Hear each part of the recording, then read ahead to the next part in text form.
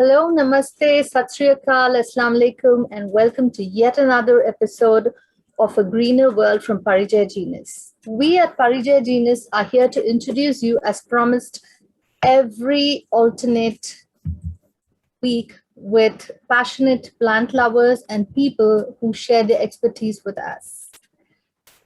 They share their stories with us and inspire us towards a greener environment. Parijay Genius is committed to the cause of greener environment, restoring green wealth that Mother Nature has gifted us, from which the mankind has been depleting it. We need to pass on a green legacy to our generations for a better tomorrow. Our motto and belief is every corner needs a plant. Carrying this forward, let me introduce our guest for today evening. We have Ms. Ranjana Krishnappa. Ms. Ranjana Krishnappa is an avid plant lover, a passionate person when it comes to anything and everything about plants. She's a botanist and a horticulturist. Lastly, I'm your host, Seema Sharif, a relationship and emotional intelligence coach, an effective communications trainer, and a content writer by passion. So let's get on with our discussion. Ranjana, how did you begin your journey with plants and when did you realize your passion towards them? When was that inner calling that you realized? Hi, each and everyone who are present here. Well, thank you for having me here. I hope interactive and interesting. So I'm Ranjana Krishnappa, one of the owners at Krishnendra Nursery. We are based in Bangalore. So we are one of the pioneer plant nurseries in Bangalore, or you can say India. My grandfather, Mr. Shri late Muni Venkatappa, he started the venture into agriculture and horticulture around 1940. So from him, my father inherited. 1940, he established a new sector called Krishnendra Nursery. So from there till now, our journey has been immensely beautiful and lovely. We are really happy and proud to be catering to all the green needs all over India. So in such a farmer's family, so from childhood, I was always fascinated because I was always involved in the field. Even in school days, on the weekends when I had offs, I would go to the nursery, help my father, do some planting, attend the client. I've always been in this field. So, and I knew right then and there that this is what going to be my future and going to be my career. So I, in order to polish myself and establish more better in this field, I did my education in BSc Botany. So I passed out in 2012. Ever since then, I've been an eternal part of Krishnendra Nursery, catering to all the green needs. Super. I mean, it's so overwhelming to know that how, this green legacy has been passed on. You're one of those examples where it's been passed on now to the second generation after your grandfather. Okay, let's delve into talking of enhancing one's wealth from plants. So I understand that you have a variety of wholesale plants and plant products. So how does one enhance one's wealth in terms of growing plants for people from all walks of society? Earlier days, in the villages and all the places, they used to grow plants around their houses and they would use it for the daily needs. But ever since the city came up, all the buildings came up and the concrete jungles came up, so people they became more robotic. They with 9 to 5 jobs and no place to grow plants with such a restricted land area in the cities. So people stopped growing plants themselves. So the nursery concept started. The nurseries developed. They started growing plants, and all the plant enthusiasts, they started coming and buying the plants. And with people realized how important plants are in their daily lives for good air, for good health, good ambience in the house and in the corporate offices, because plants add life to the spaces, and as your tagline says, every corner needs a plant. So that is when people started realizing that wealth follows plants. It's not just that you grow them, it's also for the generation of wealth, because we have a lot of homemakers and teenagers and some unemployed people who would especially during this pandemic, post-pandemic, what happened is the situation was lost their jobs. Some people were homeless, and some people had scarcity of money, and they didn't know how to earn money. They didn't know what to do. So this is when they started selling the plants that they had at home, and they started trading the plants, and especially people with good communicative skills and good marketing skills, especially with Facebook and Instagram now. It was easy for them to reach out to the buyers. So in this way, it generated a lot of wealth for them, and from plant lovers they became plant traders. In this way, back, and they became a little self-reliant, and yeah, I think that is how it generated. Right, that's something interesting. Yeah, it was a great business in the post-pandemic era. Yeah, a lot of people wouldn't have thought about how to convert, their love for plants into something that could serve them to increase their wealth, especially in such a tough situation as a pandemic. Correct. So that was something, I think, a good insight. And I think it could be a good idea for people, who are looking out for more avenues to create revenue for themselves in this situation. Yeah, we saw a great change in the mindset, especially in the 2 years. So the people who would just buy for the sake of love and passion towards plants, they started buying more in bulk. And then when upon some small investigation, I realized that they were reselling it. They were their own boss, because they felt, why not make a avenue out of it? And it is good, because a plant nursery is the guilt-free nursery, because you are making the world more green. You are making a place a little more greener. You're not you're adding you're removing the carbon footprints in the society, a little contribution to what you can do as a noble job. It's a very noble business. So in this way, many homemakers, they became scientists. In fact, they started propagating their own plants at home with the little plantlets or the suckers or the baby plants that would grow eventually. They would repot them and they would sell it to their friends, their neighbors, and they started doing community gardens, and they started holding exhibitions and stalls, and they added a little of their creativity in the plants, where they would create a small miniature and small fountain gardens, and they would sell it. And it was really overwhelming to see such homemakers especially be so enthusiastic in selling their produce. And not only this, they would even sell the seeds as well, because some of the vegetables and the green plants, they would collect the seeds over the time, and they would sell the seeds. And with the kitchen waste, especially with the kitchen waste, what interesting thing that I saw is they started producing their own manure. They started composting their kitchen waste, producing their own manure, and they were selling it as well. So it was really great to see them be so independent and economically stable. So this is what I saw. Superb. I like the use of a plant nursery being a guilt-free nursery. That's something that Yeah. stole my heart for the moment. Yeah, it is actually. Yes.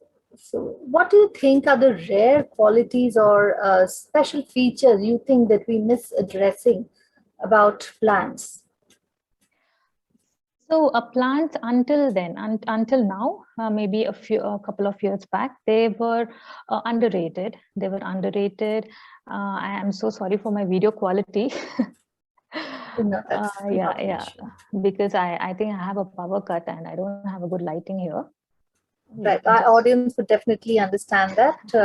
yeah, because I live in rural. I live in the rural town, and I don't have good network, so I had to stay in a good network area and with good lighting. So it was a challenge. No, it is Okay, perfectly fine. Yes. okay. So what I saw is, yeah, as I was saying, until couple of years back, the plants were neglected. I mean, they were underrated. They were not valued much. But then later on, when the pandemic happened and when people started suffering in terms of their physical health and mental health, in terms of asthma and allergic reactions and immunity problems. So that is when the Ayurvedic herbs and the medicinal plants, they started booming, and people started realizing the importance of plants. So gradually, they started replacing the wedding gifts, and everything with plants. So we had a lot of demand in terms of a gift of plant option. So during the weddings, they would ask for plants instead of like a shagun, and then during the parties and during the events, they would opt for plants of medicinal values or ornamental How values nice. as a gifting option. So in this way, I think there has been a great revolution in terms of the way we see plants. Right. Absolutely.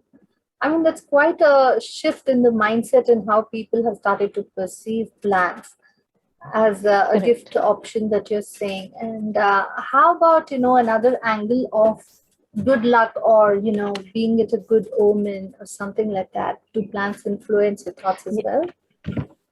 Yeah. We were shocked because for us, plants are just plants, and we didn't name them as vastu plants or good omen plants or lucky plant or like that. So it became, I don't know, say it's superstitious or not, but it's a good superstitious. I think it's one of the best superstitious. Anybody Right. who would say keep these plants indoors because they're good vastu, I would say just go for it. Whether it is true or not, to keep plants indoor is a good omen. So we had a lot of inquiries for vastu plants and good luck bamboos and all that. Yeah, nevertheless, true or false, it is definitely a good initiative. Super. So, Ranjana, coming to the present situation where the pandemic has affected the entire world, it's a global effect. So, how do you think this has affected you or your mission, or how it is? How do you think it has affected our environment? Like, how do you think the plants can play an important role in changing the environment or reducing the effects? Yeah, I mean, without doubt, plants are the key items or the key products which can only save us from the doomsday.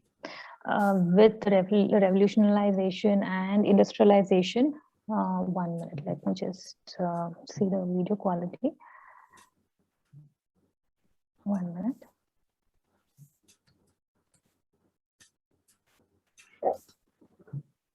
I think it's better now. Yes, it's better now. Yeah, I'm sorry. Yeah. So what happened during the pandemic is can you repeat the question again? I lost. Yes, like how do Yeah. you think that your mission or how it has the pandemic has affected your mission, as well as how do you think the pandemic has since it has already affected the environment, so how do plants play a role in reducing the effect of the environment? I mean, what the pandemic has had on our environment, how do plants bring down the effect of the pandemic? Yeah, plants not only help in the physical health of a human, it also helps in the mental health of a human. So we have seen during this pandemic period, it was very difficult for each and everyone, be it doctors or be it the office goers or be it the corporates or the engineers or any corporates and everybody else. It was a very difficult situation. So in this time, what happened is everybody wanted a mental anchor. They wanted someone as an emotional anchor, like someone to or someone or something to dwell, I mean, to ponder upon or to hold on for their emotional quotients. I think plants have played a very major role because plants, the soil in the ground or the soil in the pot, the planted pot, they have certain bacteria. It was discovered in 2007 that there's a certain kind of a bacteria in the soil which enhances the serotonin level in your human. That is the happy hormones. So when you are doing the gardening, when you're touching the plant, when you're touching the soil, when you're touching the manure, the feel of the touch itself is enough to enhance your mental health, because they kind of release the positive hormones, I mean the happy hormones in your body. So in this way, it's really influenced the mental health. And those loners who were living in the house during the lockdown, where there was nowhere to go for, there was no hotel, there was no restaurant, they couldn't go anywhere to hang out. So in such situations, what happened is their best companions were the plants. So I think plants business was the non-essential service which was in demand, one of the non-essential service which was in demand during the pandemic, because we would constantly get inquiries about we need these plants, how are you going to deliver it to us, we need it, but there's lockdown, there is no service. So we were really overwhelmed and thrilled to see people are they're not going after anything else except for the essential service. They were going after plants because they knew that those plants are the companions that will help them mentally and physically be stronger during this hard time. So they started doing their own garden. Balcony gardens was a big hit during the pandemic. Started caring and giving more attention to the plants in the pandemic. They started developing their balcony gardens. They started developing their terrace gardens. And most importantly, they started growing their own food. They started growing their own herbs, the leafy vegetables like dhania, pudina, and the chilies, and some of the tomatoes and potatoes, and such small kitchen plants, and some medicinal aromatic plants like thyme, basil, rosemary, sage, parsley, started growing in their own balcony, which they were using it for the daily kitchen. And it was really overwhelming for me to see such a change in mindset during the pandemic. Absolutely. So coming to our next question, it would be like, what do you think are the different ways to produce a better quality or having a good quantity in plants? Like, do you have any suggestions for that? How do we improve or produce a better quality of plants? Yeah, India being the land of agriculture as the main source of production income, over the years, a lot of new technologies have added up. A lot of new things have come up, where the conventional farming and the conventional method of growing plants. The most modern technique that is available for growing plants is plant tissue culture. We also have a plant tissue culture laboratory. So it's a laboratory where the plants are propagated in a controlled environment. And they're micro-propagated, to be in the technical term, they're micro-propagated in a controlled environment, so that a better quality of plants are produced, which are more disease resistant and which are more lifespan and which have more survival rates, and which have more adaptable, which are more adaptable to the change in the environment likely. So Tissue Culture Lab has been a great boon in this field, in producing and meeting the international standards of quality of plants. Would you like to elaborate a little more on how this tissue culture goes on in your laboratory? Yeah, sure. So there are certain plants which otherwise would take years to propagate. Like, for example, if there's a plant and it needs to give seeds, and that from the seeds has to be viable. And for the plant to give seeds, it could take 2-3 years. And for the seeds to germinate could take another 1 year. And the germinated plant could take another 4-5 years to grow into a well-established plant. So it takes almost 5 years for a plant to grow from from its seed stage. So tissue culture is going to bypass all that. Tissue going to bypass all that, and you're going to have your plants in a year. So in this way, what is happening is the productivity is increasing, increases. You're able to meet the demand of the buyers. So in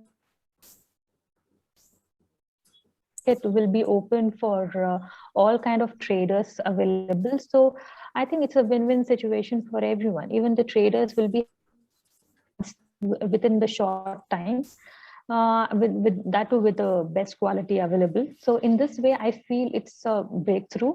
But we are really lucky, and we are really lucky to know that our government provides subsidies for establishing a laboratory for agriculture and horticultural needs. So, and it also helps providing subsidies to build poly houses where these tissue culture plants can be nurtured and grown into a fully fledged plant, which can be then sellable. It a key role in encouraging the growers all over India. Right. Do you need a certain minimum setup in order to get a government subsidy or any kind of an encouragement? Yes. You need to show them that you are credible enough to manage the setup. You need to have the credibility to show that you are skilled enough to manage the setup, and you have a proper place, proper irrigation, and you have proper knowledge about the plants. So but otherwise, the government is very friendly and very supportive. And any amount of skill sets that you need to carry on with this? The basic knowledge of, if you are from the science background, graduation in science, especially in botany or biotechnology, should be good enough. Right. So as we learn that, we can create a lot of wealth or generate wealth with plants and how they help us, we would like you to elaborate on how plants can be good for our health as well, mental and physical health. Yeah. So as you all know, now there's a trend with the plants, with the aromatic plants. So there are so many wide range of aromatic plants where the plants, with the leaves, when crushed, they infuse a very good aroma, like the rosemary, thyme, that I repeat again. So what happens is these aromas, when they are inhaled, these scents, when they are inhaled, they kind of enhance the happy hormones in our body, and they reduce the stress in our body, and they automatically our mental health is also enhanced. And not only with the aroma, even with the oral intake of certain parts of the plants. I think most of the Italian herbs that we use in pizza making or pasta making, like oregano and all that, they serve the same purpose. So it is not just for the seasoning, it's not just for seasoning of the dishes. I think it is, you can say, seasoning of your mental health or your soul. Right. Oh, that's wonderful. That's Be so wonderful. medicinal importance to the humans. Right. What is it that you would suggest to any of our homemakers who are passionate plant lovers? Like, what do you think they can follow when it comes to plant and educating themselves with plants? Like, how they could use plants to their own benefit as being homemakers? Yeah, so yeah, there are many homemakers in India, especially where there is a stigma that they're not supposed to work outside, or they don't have the conducive situation to work outside, especially with kids and with the family to take care of. So they just feel a little low to just be a homemaker. They suppose they're very passionate with something in their life, that they want to do something, leave a remark in the society. So for such homemakers or for such people, what I would recommend is grow your own plants. Grow your own plants at home. You can even start off with this care routines, like you can grow some easy plants at home, say some pudina, dhania, and some chilies and some tomatoes and some palak and such small green easy vegetable leafy vegetable plants you can grow. Then later on you can try to enhance your skills and go for better plants, a little more big plants. And not only growing plants, you can try to do your own the hibiscus flowers and the jasmine flowers, when they're dried, they can be used to make hair oils. They can be used to make hair oils, organic herbal hair oils, and they can even sell such hair oils as to their friends and their neighbors and their family. I'm sure people would love to buy them in compared to the market hair oils, where they're infused with so much of chemicals and so much of parabens, and so they'll be happy to buy such homemade, handmade hair oils from the homemakers. So in this way, the homemakers can also generate revenue and can gain back their self-esteem.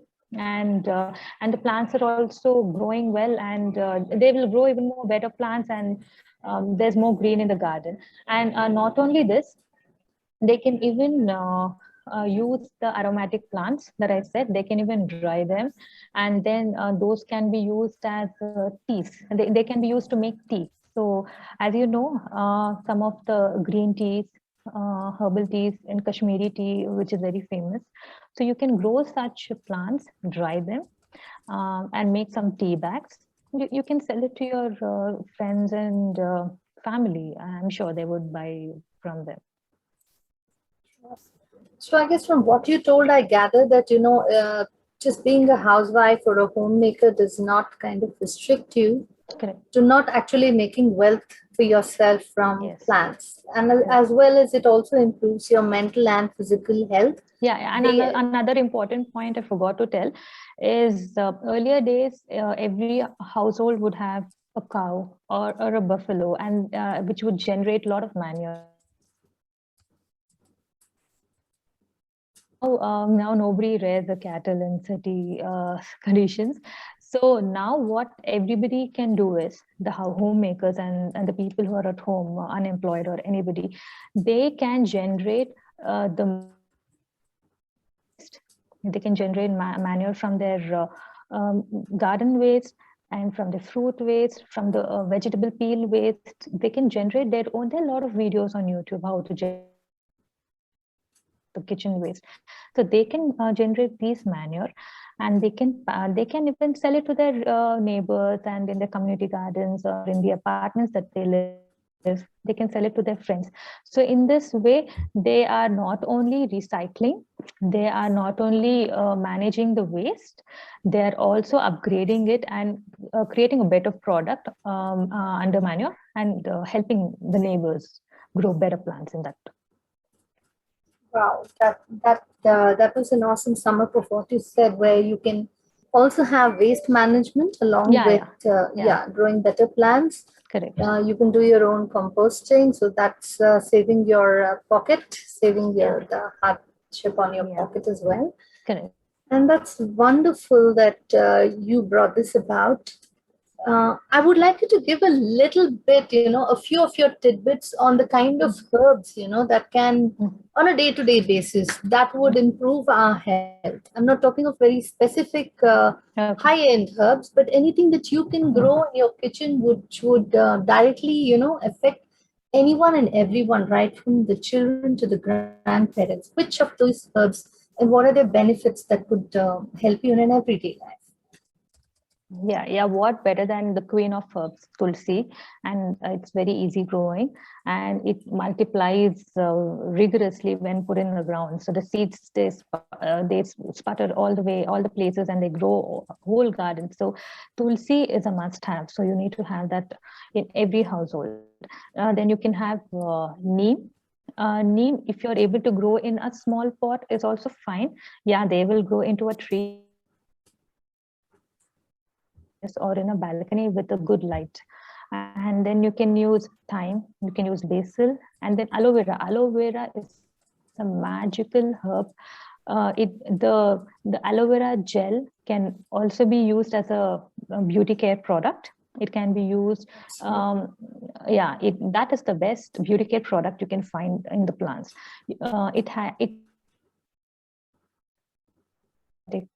Gel. And then you can use rosemary, as I said.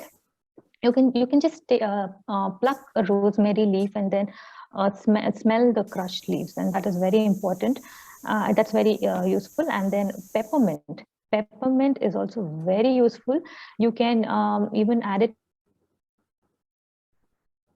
You can sniff the peppermint leaves, and that gives that's a mood booster, And then parsley, and then fennel, cilantro, oregano. You can use it in a lot of Italian dishes, and it's everybody has started using on that. Then lavender. Lavender is a mind soother, and it is also a medicinal plant. So lavender can be used in various ways. I think you will have it. You'll know the tips in Google. Then ashwagandha. Ashwagandha is a very, very important plant. It is a mind soother. It's an immunity booster, especially during the pandemic. There was a spike in ashwagandha product demand. There was a huge demand for ashwagandha products, be it capsules or the bars or the tablets. But ashwagandha, when taken in its natural, there is a certain dosage, or there is a certain way you to take. I think you can refer to your doctor or Ayurvedic specialist. They will tell you how to take it. But ashwagandha is also a very important herb that you need to have. And then sage, chives, and mint, dill, and not only this, even marigold. And some of the chamomile, some of the flowers also, which were just used as a ornamental purpose, they are very important as a medicinal plant as well. So some plants, we just grow it out of passion, out of the beauty, or out of the vibrant colors that they have. But little did we know that they have medicinal values also. So marigold also has a lot of medicinal properties in it. And hibiscus, jasmine, champaka. These are the small desi flowering plants that have great medicinal values, both external and internal as well. Super. That was an enlightenment on the uses of marigold for me.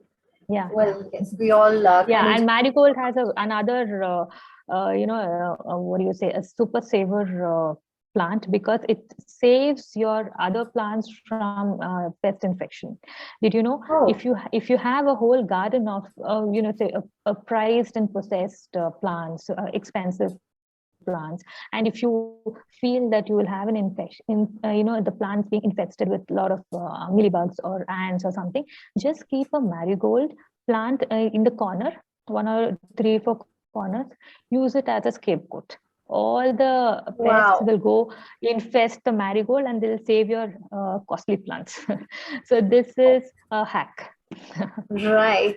Thanks for sharing that, Ranjana. Yeah. Thank you so much for sharing such wonderful thoughts and your journey with us, right from your grandfather and turning your green legacy into green wealth now. So I would like to ask if any of you in the audience have any questions, you can either raise your hands and ask or unmute yourself or put it in the chat box. Ranjana is out here to answer any of your queries related to plants and how they can be beneficial to us.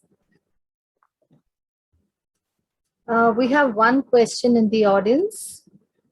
Ranjana, there's a person who's asking, how natural plants can be used to replace air fresheners.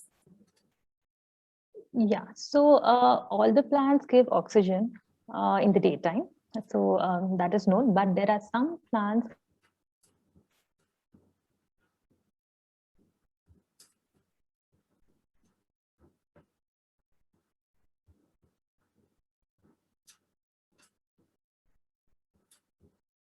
I think we have lost it for the moment. So over to you, Ekta, if you would like to share some of your insights on plants. You're muted. And I can unmute myself. Hi, good evening, everybody. So if we talk about the plants, so plants are basically life. So plants are the only organisms on this planet which can convert the basic light, air, and water. Okay, sunlight, air, and water into the food. So plants are the producers, and there is no any survival without the plants. So as Ranjana shared with us a lot of knowledges about the herbs and all these things. So definitely all these herbs, if we talk about these herbs and look into our kitchen is full of lot of spices and the herbs. And if we talk about Indian kitchens, Indian kitchen has remedies. Indian kitchen is full of medicines.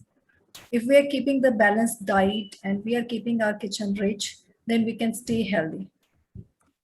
So if yes, so instead of using the artificial things, I think we must adopt for the natural atmosphere, natural things instead of artificial air fresheners. Why don't we use the fresh plants? We are talking about the mosquitoes. As a professional, we are getting a lot of queries that if the plants are kept inside or vertical gardens will be done inside. So if there will be any problem of mosquitoes and all. So I would like to share these views with Ranjana. Ranjana, we are getting, hi. As a professional, I think you are also getting these queries like if we do keep the plants inside, so whether there will be the problem of mosquitoes, insects and all. So what's your view about it? Yeah, see, if proper hygiene is not maintained when you are placing the plants inside, like the water shouldn't be stagnant in the plates, in the drain plates, and the soil has to be of a good quality. You can't use a poor quality soil or a very old soil, more than 3-4 years of same soil in the pot. Yeah, they will definitely attract mosquitoes and all that. But if you have closed indoors, if you have closed indoors with good ventilation, I don't think that's a problem at all. So you need to maintain hygiene in the places where you keep plants, not to let the water stay in the drain plates for a very long time. You need to clean it at least within 2-3 days. And as soon as you see some kind of pest attack or some kind of fungal attack, in the initial stages itself, try to use some organic pesticides and try to get rid of them. Don't let it dwell for a very long time, because the main reason why mosquitoes and flies they come is to eat the pest which is on the plant. So especially when you have a mealybug attack, especially to the croton plants or areca palms. So to eat those mealybugs, you'll get the ants coming. So we are the problem creators here. So we need to see that there are no mealybugs and there are no fungus. In that way, you can easily keep all the flies away, flies and mosquitoes away. We talk about so many mosquito repellent and insect repellent plants also. Correct, Like tulsi. I Citronella. think tulsi and neem are based. Yeah, Citronella, citronella, yeah, citronella, and correct. Artemisia. Artemisia Correct, is, I correct, think, the correct. best mosquito repellent Correct. plants. Because of the So, fragrance. Yeah. yes, yes. I think these plants can help us as a insect as well as a mosquito repellents. And Correct. instead of using the artificial uh, mosquito repellents that we are using a lot of at our homes, so we Correct. should go for the natural things. Correct, So one more question. So a lot of people are asking, so if we can offer, you know, the at homes, the places where we have to get rid of the smells and all. So kitchen. So I think the kitchen and the bathrooms, these are the two major places. So where we are getting the maximum fragrances, smells, and everything. So as we all know that kitchen can be the ventilated, proper ventilated, but usually the bathrooms are not the properly ventilated. So we are using the exhaust, and there may be the less light. So can we use this Artemisia, like Sansevieria and Citronella in this closed spaces also? So the main requirement for any plant to grow in any place, be it bathroom or kitchen or hall, anywhere, is the lighting condition. So if you have a proper lighting condition, there are certain plants which will grow in low light areas also. So if you have at least 20% light throughout the day, then there are a lot of variety, peperomias, aglaonemas, philodendrons. All these are the low light plants. So they grow even with just 20% light throughout the day. And talking about bathroom, so bathroom, if it has low light, that is fine. But if it has a good ventilation, then you can try. See, it's all about experiment. It's all about experiment. You need to keep a plant for about 10-15 days in that area and observe whether it's growing well or whether it's adapting to the environment over there.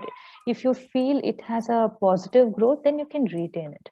If you feel it's drooping down and it's not growing too well, then you can put it in a better lit area. So in this way, and seasons also matter a lot. So there are some seasons where there's good lighting, even in the same place. For example, in the hall, you get brighter light in the summers, and during the winters, especially in the monsoons and all, it's very cloudy. You don't get light at all. So you have to monitor the lighting according to the seasons as well, and you can shift the plants accordingly. But there are a wide range of plants you can keep in kitchen, in bathroom. In kitchen, you need to be careful because you are going to cook, so there'll be a lot of smoke that will be generated, and some smoke are okay. Some amount of smoke is okay for the plants, but if there is too much smoke, I think Indian cuisine has a lot of masala, tadka, and all that. So if it is too smoky, then it could be hazardous for the plants. So you will lose out on the plants. You need to have a good exhaust for the smoke. Only then you can have good plants growing in kitchen. That was an awesome thing. So I would like to announce that we would always welcome any passionate plant lovers to come and be a part of our webinars, which we conduct every first and third Saturday of the month.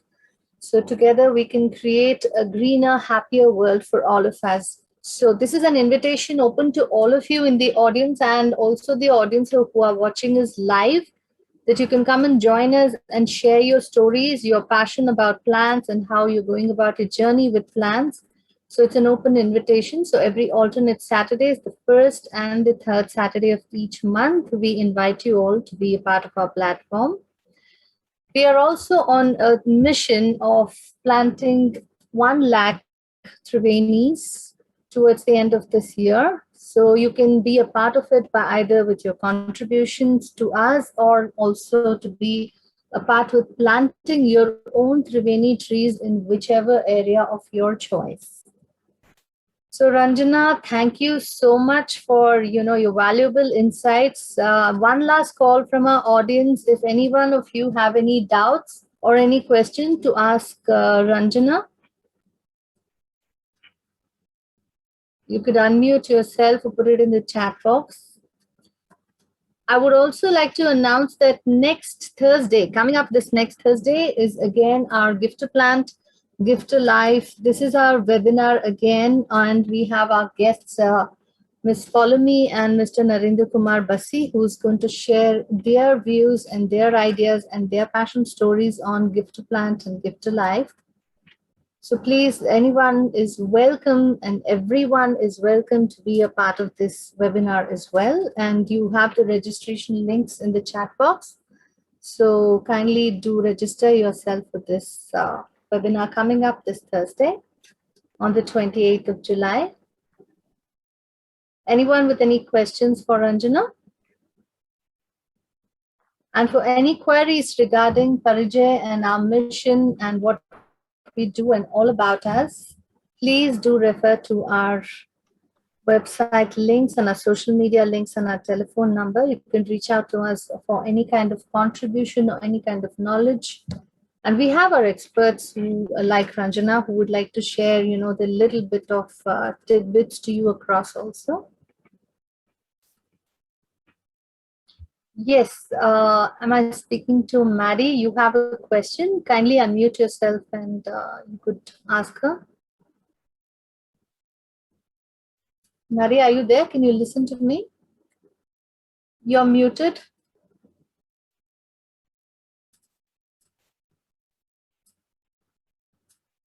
Maddie, can you hear me? Can you hear me? I'm not sure if they can hear me. So, all right. Okay, Maddie says they're unable to unmute themselves. Can you put your question on the chat box, Maddie? That would help.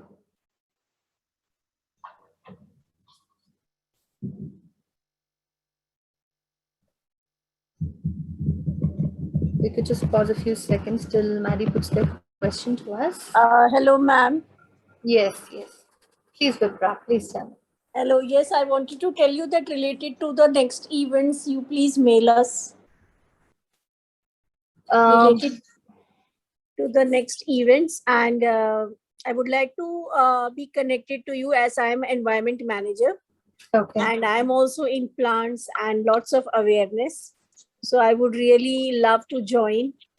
And at present, we have online sessions also. So please send me the mails. And are you going to provide any certificate for joining or like? I would like you to take down our website address. We have a mailing address as well. I have mailed you, ma'am. I have mailed you. Okay. Okay. Then, so you have mailed across with Vipra, Kale? Yes, yes, yes. Okay. Then we will reach out to you. And please send me mails related regarding the ahead programs also, future plans also yours. Okay. As of now, we have the registration link in the chat box for the coming up show on Thursday. Okay. So please do register. Yeah, I have sent the feedback. I have just sent it now only. All but right. Is there any? I have registered now as you have sent the link. Okay. All right. Thank you so much. Thank you. We will reach out to you, Vipra. We will Okay. reach out to you. Thank you, ma'am. Thank you so much. It would be lovely to collaborate with you as well. Thank you. Thank you. Right. So one last question, a quick wrap up, Ranjana. There is a person, Maddie, whose question is that they have very less water in their village. So how do they grow plants using less water? So you could just shoot it out in about 30 seconds to a minute.